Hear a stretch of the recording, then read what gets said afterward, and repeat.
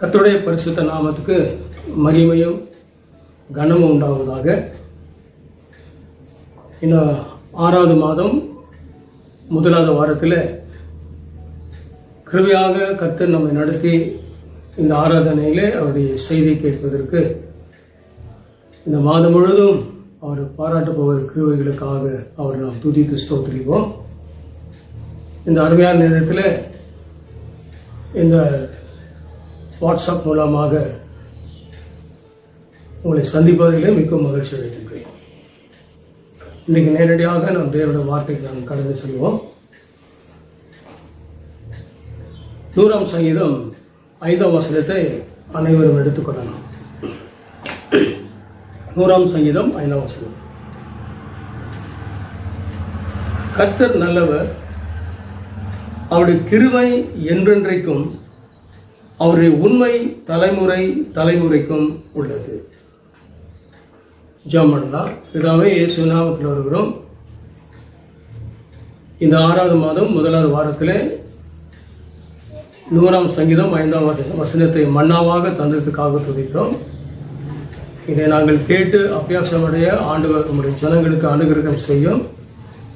நீர் பேசும் இயேசுவின் நாமத்திலே ஜெபம் கேளும் நல்ல பிதாவே. விசுவாசிகள் கவனிப்போம். 100ஆம் சங்கீதம் 5ஆம் வசனத்திலே கர்த்தர் நல்லவரும், அவருடைய கிருபை என்றென்றைக்கும், அவருடைய தலைமுறை தலைமுறைக்கும் உள்ளது. இது தாவீதனுடைய சங்கீதம். தாவீது கர்த்தரை குறித்து இங்க எழுதியிருக்கின்றார். நம் தேவன் நல்லவர், அவர் கிருபை உள்ளவர், அவர் உண்மை உள்ளவர். இந்த 3 காரியங்கள் நாம் இங்கே பார்க்கின்றோம். தேவனாகிய கர்த்தர் நல்லவரும், கிருபை உள்ளவரும், உண்மை உள்ளவர்.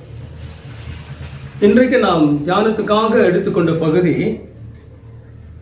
அவருடைய உண்மை தலைமுறை தலைமுறைக்கும் உள்ளது. தேவனுடைய நாமம் பரிசுத்தம் உள்ளது, மகிமை உள்ளது, மகத்துவமானது. நாம் சிந்தித்து பார்ப்போமானால் இந்த வார்த்தை 100க்கு 100 நாம் ஏற்றுக்கொண்டு அபியாசப்படுத்திக் கொள்ள வேண்டிய ஒரு வார்த்தை. தேவனுடைய உண்மை தலைமுறை தலைமுறைக்கு உள்ளது. பொதுவாக நாம் வேதத்தில் நாம் பார்க்கும் பொழுது, பழைய ஏற்பாட்டு காலமானாலும் புதிய ஏற்பாடு ஆனாலும் சரி, உண்மையாய் வாழ்வதற்கு குறித்து அநேக ஆலோசனைகள் வேதவசனம் கூறுகின்றது.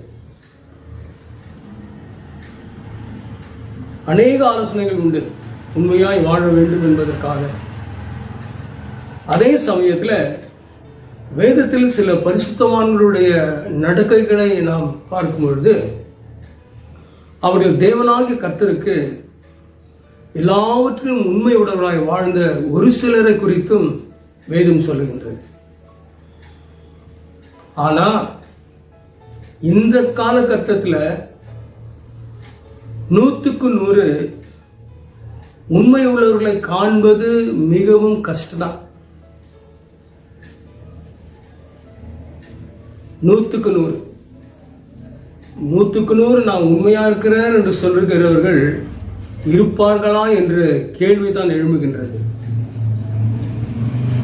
ஒருவேளை 99% ஆண்டவருக்காக வாழ வேண்டும் என்று ஒரு ஜீவியத்தில் வைராக்கியம் பாராட்டுகள் இருக்கத்தான் செய்கிறாங்க. ஆனா 1% நிச்சயமாகவே உண்மை இல்லாமல் கூட போய்விடுவாங்க. எவரும் சொல்ல முடியாது, நான் 100க்கு 100 உண்மையாக இருக்கின்ற சொல்லுகின்ற ஒரு பரிசுத்தவானும் கிடையாது, விசுவாசிகளும் இருக்க முடியாது. ஆனால் நம் தேவன் மட்டும் 100க்கு 100 அவர் உண்மை உள்ளவராக இருக்கின்றார். ஆகவே தான் இந்த காலை நேரத்தில் அவருடைய உண்மையை பற்றி நாம் தியானிக்க வேண்டியதாக இருக்கிறது. மற்றவர்களை பற்றி நாம் தியானிக்க வேண்டிய அவசியம் இல்லை. உலகத்தில் இருப்பது சிந்திக்க வேண்டிய அவசியம் இல்லை. அவருடைய உண்மையை கருத்து தியானிப்பதிலே நமக்கு கிடைக்கின்ற பெரிய ஆசீர்வாதங்கள் அநேகம் உண்டு. உண்மை என்ற சொல்லுக்கு ரெண்டு விதமான காரியத்தை பார்க்கலாம். ஒன்று, ஜீவியத்திலே ஆண்டவருக்காக வாழ்கின்ற, வைராக்கியம் பாராட்டுகின்ற ஒரு வாழ்க்கை, அதுவும் உண்மை ஒரு வாழ்க்கை தான். மற்றொன்று, தம்முடைய சொல்லினாலே, வார்த்தையினாலே, பேசுவதனாலேயோ, வாக்கு கொடுப்பதினாலேயோ, தேவனுடைய காரியங்களிலேயோ உண்மை உள்ளவர்களா இருக்கிறவர்கள் இருப்பாங்களா என்பதுதான் சந்தேகம். எந்த ஒரு மனிதனோ வார்த்தையில் உண்மையற்றவன், இதுக்கு 100க்கு 100 ஆணித்தரமாய் சொல்ல முடியும். ஜீவியத்தில் ஆண்டவருக்காக வைராக்கியம் பாராட்டலாம், 99-100% வாழணும்னு தீர்மானிக்கலாம். ஆனா வார்த்தை சொல்ற வார்த்தையில எந்த ஒரு மனிதனும் உண்மையா இருக்கவே முடியாது என்பது 100க்கு 100 உண்மை. ஆனா நாம் ஆராதிக்கிற தேவன் மட்டும் அவர் தன்னுடைய வார்த்தையிலும் வாக்குத்தத்தத்திலும் அவர் 100க்கு 100 உண்மை உள்ளவராக இருக்கின்றார். ஹல்லேலூயா சொல்லலாமா? Only God is true in His word. ஆகவே அதனால தான் சங்கீதக்காரன் சொல்லும்போது சொல்றாரு, அவருடைய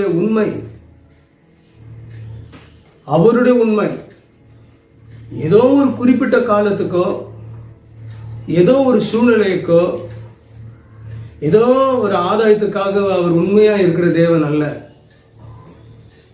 நம் தேவன் ஆதாயத்துக்காக அல்ல, சூழ்நிலைகளுக்காக அல்ல, நம் மேல வைத்திருக்கிற அன்புக்கும் அழைப்புக்கும் அவர் குறிப்பிட்ட காலம் மட்டுமல்ல, தலைமுறை தலைமுறை தலைமுறையாக நம் தேவன் உண்மை உள்ளவராக இருக்கின்றார்.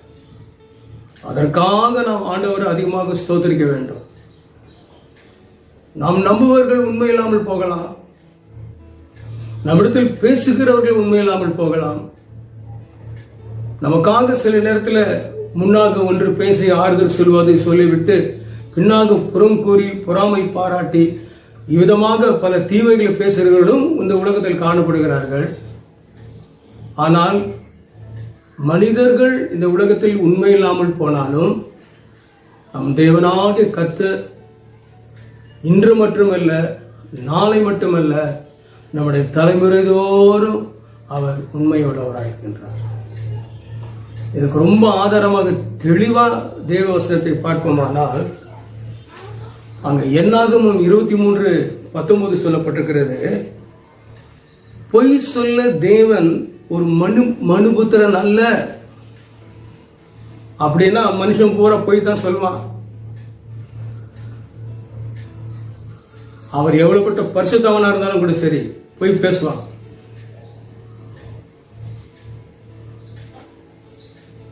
மனம் மாற அவர் மனுபுத்திரனா அல்ல.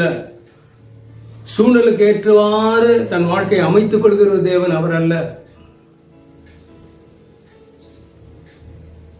மனிதன் பொய் பேசுவான், மனிதன் மாறக்கூடியவன். ஆனால் தேவனோட வார்த்தை சொல்லுகிறது, அவர் சொல்லியும் செய்யாதிருப்பாரோ, அதுதான் நம் தேவன் உண்மையுள்ளவராயிருக்கிறார். மனிதன் பொய் சொல்லுவான் என்று வேதம் சொல்லுகிறது, மனிதன் மாறுவான் என்று தான் வேதம் சொல்லுகின்றது. கர்த்தராகிய தேவன் ஒருவரே, மாறாதவரும் பொய் உரையாதவரும், நமக்கு சொன்ன வார்த்தையிலே அவர் உண்மையுள்ளவராயிருக்கிறார். சற்று கவனிப்போம். யோபை பற்றி ஆண்டவராகிய இயேசுவே சாட்சி கொடுத்திருக்கிறார். சாத்தான்கிட்ட அவர் உத்தமன் என்று சொல்லியிருக்கிறார், சன்மார்க்கன், தீமைக்கு விளக்கன் என்று சொல்லியிருக்கிறார். ஆனா அந்த யோபு சொல்றாரு, யோபு 9:20, நான் என்னை நீதிமான் என்று எண்ணினாலும் என் வாய் என்னை குற்றவாளியாக தீர்க்கும். யோசித்து பாருங்க, ஆண்டவர் சாட்சி கொடுத்தார் யோபை பத்தி. ஆனா அவர் பயப்படுறாரு. அந்த பக்தன், நான் என்னை நீதிமான் என்று எண்ணிக்கொண்டாலும் என் வாய் என்னை குற்றவாளியாக தீர்க்கும். நான் என்னை உத்தமன் என்று சொல்லிக் கொண்டாலும் அது சொல்லும் நீ மாறுபட்டவன் என்று சொல்லும். நல்ல கவனிங்க. அதுதான் மனுஷனுக்கும் மனிதனுக்கும் நம்ம ஆராதிக்கிற தேவனுக்கு மகாபெரிய வித்தியாசம். மகாபெரிய வித்தியாசம். அது யோபே சொல்றாரு, நான் எவ்வளவுதான் உத்தமன் என்று எண்ணிக்கொண்டாலும், நான் நீதிமான் என்று எண்ணிக்கொண்டாலும் என் நாவு மாறுபட்டவன் என்று சொல்லும் என்பது 100% உண்மை. அது மட்டும் இல்லாம அப்போஸ்தலன் பவுல் சொல்றாரு, என்னை உண்மை உள்ளவன் என்று எண்ணினார் ஆண்டவர். இந்த ஊழியத்தையும் தந்தார். என்னை உண்மை உள்ளவன் என்று எண்ணினார். ஆனா அதே நேரத்தில் 1 கொரிந்தியர் 4ஆம் அதிகாரம் 4ஆம் வசனத்துல பக்தன் பவுல் சொல்றாரு, என்னிடத்தில் யாதொரு குற்றத்தையும் நான் அறியேன். என்கிட்ட ஒரு குற்றத்தை கூட நான் பார்க்கல. ஆனாலும் அதனால் நான் நீதிமானாகிறது இல்லை. கொஞ்சம் பயமா இருக்குது இந்த வசனத்தை கேட்கும் பொழுது. என்கிட்ட ஒரு குற்றத்தை கூட நான் அறியல, அதனால நான் நீதிமானாகிறது இல்லை. ஏன் அப்படின்னா என்ன நியாயம் விசாரிக்கிறவர் கர்த்தர் என்று சொல்றாரு. நியாயம் விசாரிக்கிறவர் கர்த்தர். அவர் தன் வாழ்க்கையில சுய நீதி உள்ள மனிதனாய் வாழவில்லை. Is not a self-righteous man. அப்ப சொல்றாரு, சுய நீதி உள்ள மனிதன் தன்னுடைய பிழையை உணர்வது இல்லை. ஆனால் பவுல் சொல்றாரு, என்ன நான் நீதிமான் சொல்லிட்டா கூட என் நாவை குற்றப்படுத்தும். கர்த்தருக்கு முன்பாக நான் நிற்கும் பொழுது அவர் என்னை பற்றி என்ன சொல்லுகிறாரோன்னு பயப்படுறாரு. காரணம் என்ன? உண்மையாய் வாழ்வது இருக்கின்றார்கள், இல்லைன்னு சொல்ல முடியாது. ஆனால் வார்த்தையில் உண்மை உள்ளவர்கள் மிக மிக குறைவின் மட்டும் சொல்றது மட்டுமல்லாம இல்லை என்று தான் சொல்லலாம். ஆனால் நம் தேவன் ஒருவர் மட்டும்தான் தம்முடைய உண்மையில் இன்றுமல்ல நான்றுமல்ல வேதம் சொல்கிறது, தலைமுறை தலைமுறை தலைமுறை தோறும் அவர் உண்மையுள்ளவராக இருக்கிறார். இன்றைக்கு ஒரு ஜெனரேஷன் போயிடும், அடுத்த ஜெனரேஷன் போயிடும், அடுத்த ஜெனரேஷன் போயிடும். எத்தனை சந்ததிகள் போனாலும் கூட சரி, நம்மை முன்குறித்து அழைத்து வேறு பிரித்து அவருக்காக தெரிந்தெடுத்த ஆண்டவர் ஏதோ ஒரு குறிப்பிட்ட சூழ்நிலைகளுக்கு மட்டும் நம்ம உண்மையை உள்ளவராய் இராமல் நம்முடைய சந்ததி சந்ததி சந்ததியாக தலைமுறை தோறும் அவர் உண்மையுள்ளவராய் இருக்கின்றார். ஒரு சில சம்பவங்களை சுருங்கமாக நாம் தியானிப்போம். பொதுவாக நாம் எடுத்துக்கொண்டா ஆதியாகமம் 12:2 பார்க்கிறோம், கர்த்தர் ஆபிரகாமை பெயர் சொல்லி அழைத்தார். எல்லாத்தையும் விட்டுடுப்பா, நான் காமிக்கிற தேசத்துக்கு நீ போ, எல்லாத்தையும் விட்டுடு, நீ நான் சொல்ற தேசத்துக்கு நீ போ. அந்த தேவன் யார் என்பது முதல்ல ஆபிரகாமுக்கு தெரியாது. ஆனால் அவர் விசுவாசித்து கீழ்ப்படுகிறாரு. கர்த்தர் அவரை பார்த்து சொல்றாரு, ஆதியாகமம் 12, நான் உன்னை பெரிய ஜாதியாக்கி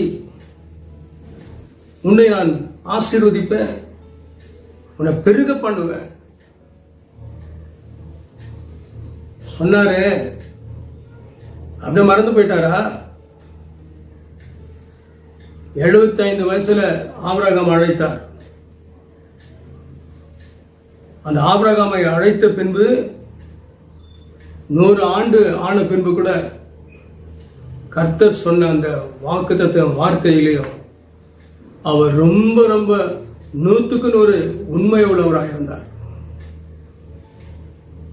25 வருஷமானாலும் சரி, 30 வருஷமானாலும் சரி. இன்னைக்கு உலகத்தில் இருக்கிற மனிதர்கள் இப்போ எதிர்க்கு ஒரு பேச்சு பேசுவாங்க, பின்னால ஒரு பேச்சு பேசுவாங்க. முன்னால நல்லவங்க போல நடிப்பாங்க, பின்னால குற்றப்படுத்தி குறை கூறுவாங்க. முன்பாக நல்ல வார்த்தைகளை சொல்லுவாங்க, பின்னாக தேவையற்றது பேசுவாங்க. ஆனால் தேவன் ஒருவராக கர்த்தர் ஒருத்தர் தான் எல்லாவற்றையும் 100க்கு 100 உண்மை உள்ளவர். நீங்கள் 24ஆம் அதிகாரத்தில் பார்த்தார், அவனுடைய வேலைக்காரனாக எலியேசர் சொல்றாரு, என் எஜமானை கர்த்தர் மிகவும் ஆசீர்வதித்திருக்கிறாரு, அவர் ரொம்ப சீமானா இருக்கின்றார். அன்பு தெய்வ மக்களே, கர்த்தராகிய தேவனை விசுவாசிங்க, கர்த்தராகிய தேவனுக்கு கீழ்ப்படிங்க, கர்த்தராகிய தேவனாகிய நம் ரட்சருக்கு ஒப்பு கொடுங்க. அவர் ஒருவர் மட்டும் தான் ஏமாற்ற மாட்டாரு, அவர் ஒருவர் மட்டும்தான் வஞ்சிக்க மாட்டாரு. அவர் சொன்னதை செய்து முடிக்க வல்லவராயிருக்கிறார். ஆபிரகாமை அழைத்து சொன்ன அந்த ஆண்டவர் சொன்னபடியே அவனை சீவானாய் மாற்றினார்.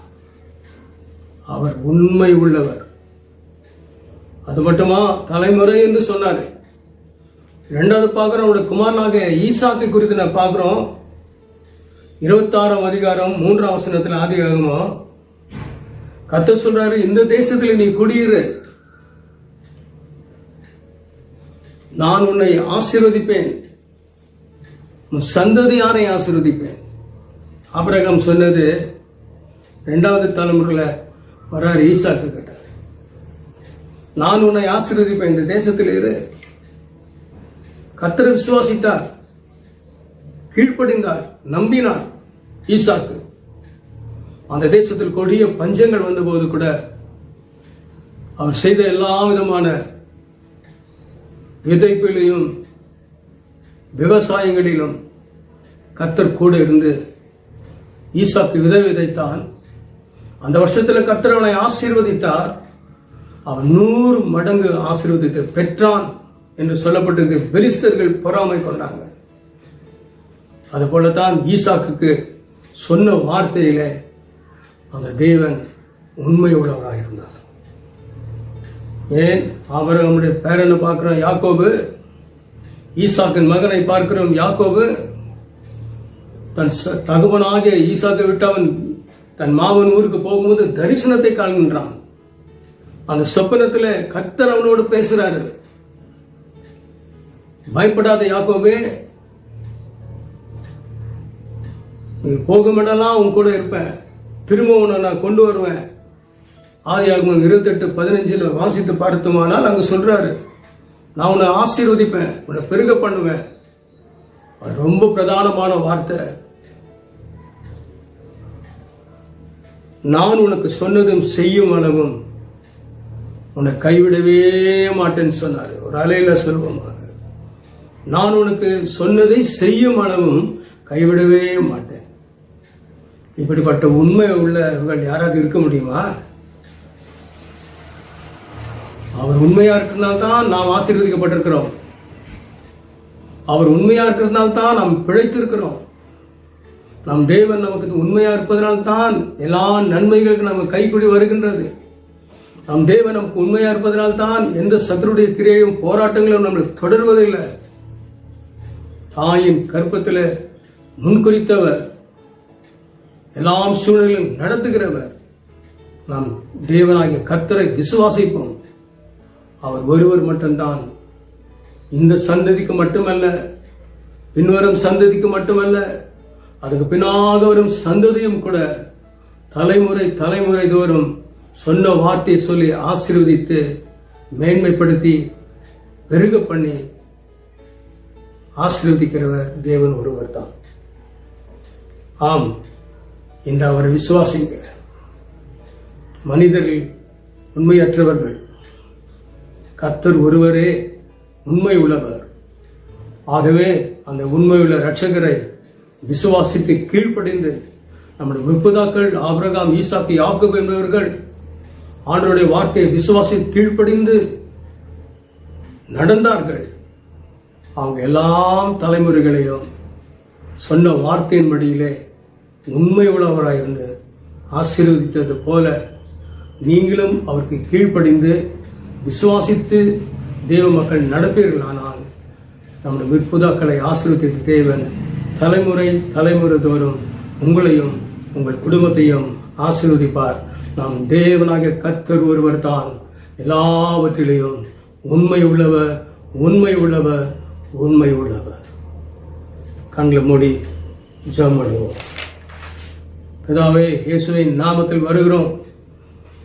நம்முடைய உண்மை தலைமுறை தலைமுறை தோறும் உள்ளது என்று சொல்லப்பட்டிருக்கிறது. நாம் காண்கின்ற மனிதர்களோ சூழ்நிலைகளோ உண்மையற்றவர்கள் என்பது நம்முடைய வேதம் நிரூபித்து காட்டுகிறது. ஐயா, நம்மை நம்பினவர்கள் வைக்கப்பட்டு போனதில்லை. ஆகவே முற்பிதாவாகிய ஆபிரகாம், ஈசாக்கு, யாக்கோபு உம்மை விசுவாசித்து கீழ்ப்படிந்து நடந்தது போல நம்முடைய ஜனமாக இவர்கள் நடக்கத்தக்க உதவி செய்யும். அவர்கள் தலைமுறை தோறும் நீர் உண்மை உள்ளவராக இருந்தது போல எங்கள் தலைமுறைக்கும் நீர் உண்மையாக இருக்கிறீர் என்று விசுவாசிக்கின்றோம். தேவரீர் ஆசீர்வதித்து ஆசீர்வாதமாக மாற்றுவீராக. இயேசுவின் நாமத்தில் ஜெபம் கேளும் நல்ல பிதாவே, ஆமென். நம்முடைய கர்த்தராகிய இயேசுவின் கிருபையும் பிதாவாகிய தேவான்பும் பரிசுத்தவான்கள் ஐக்கியமும் நம்மோடு சகல பரிசுத்தவான்களோடு இன்றும் என்றும் சதா காலங்களிலும் இருப்பதாக. ஆமென். கர்த்தர் தாமே உங்கள் அனைவரையும் ஆசீர்வதிப்பார்.